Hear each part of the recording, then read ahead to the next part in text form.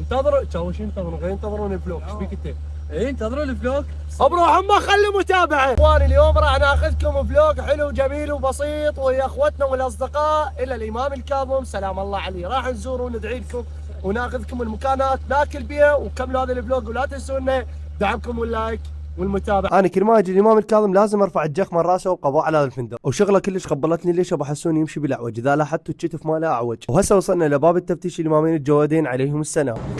الخاين نازله والله تضوج عالدولي.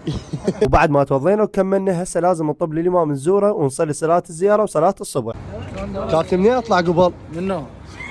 هسه لازم نشرب المي، العالم كلها تشرب من يمنا. اقول لكم صدق انتم من يشربون من هذا المي؟ وهسه دخلنا داخل الصحن الامامين الجوادين وشوفوا لي الجمال من الداخل. سلام على الامامين الجوادين عليهم السلام. طبعا زرنا ودعيناكم، اللهم شافي كل مريض ورزق كل فقير بجاهك يا رب العالمين. بعد ما كملنا زياره الامامين صلينا وبقينا نقرا زياره الامامين. رغم كنت ضايج ومختنق بس جيت هنا نفسيتي كلها انفتحت. عندنا هذا محمد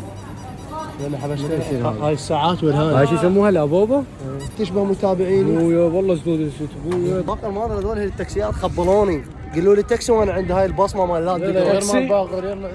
هسه نختمها بلفات في رقوات بيبسي يا معلم. هذا المنيو مال عدنان عفوا. هذا المنيو هاي اسعاره طبعا اسعاره كلش حلوه. نزل لنا الطلب وما تاخر 5 دقائق. لا توقعوا 3 فيلر قواط بيبسي وهذا المعون مال المقبلات واهم شيء الثوميه وهاي القوطين مال بيبسي ومعون الفيلر.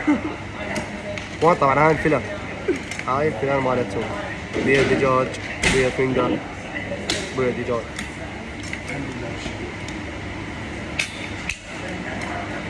شلون ايش طلع؟ نجرب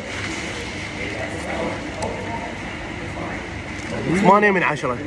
هاي الحمص مالتهم.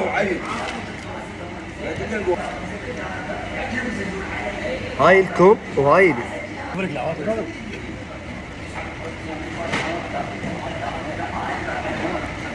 والله خوش لفات. طبعا اكلنا اللفات وكان اللفات كلش طيبه من الفلاح. مطعم عدنان قطاع 21. ولا هنا ينتهي هذا الفلوق مالتنا البسيط والجميل، ولا تنسونا بدعمكم باللايك والمتابعه فضلا وليس امرا.